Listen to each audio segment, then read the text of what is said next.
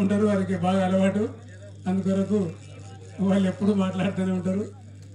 మేమేమో అప్పుడప్పుడు ప్రశాంతాన్ని కోరుతుంటాం, ఎందుకంటే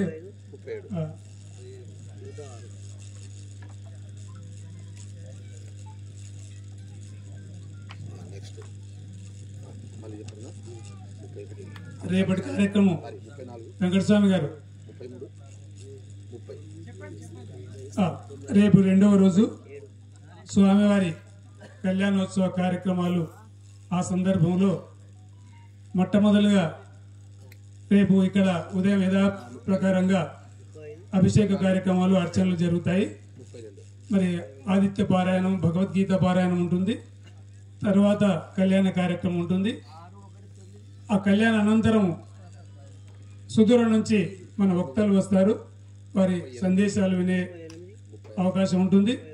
తర్వాత మా విద్యార్థినుల చేత సాంస్కృతిక కార్యక్రమాలు, కోలాట కార్యక్రమాలు ఉంటాయి. తర్వాత బండ్ల కార్యక్రమం ఉంటుంది. బండ్లను ప్రదక్షిణ వేసుకునే పూర్వం నుంచి కూడా పట్టుకొని వస్తుంది, అది కూడా ఆ కార్యక్రమం ఉంటుంది. ఆ బండ్ల కార్యక్రమానికి వెంకటస్వామి పొద్దున్నే ఊర్ల దేవాలయంలో మైకులో ఆ హరాజు కార్యక్రమం ఉంటుంది. ఆ ముందు బండికి వారు అది నిర్వహిస్తారు. ఆ నిర్వహణ ప్రకారంగా ఆ బండ్లు కూడా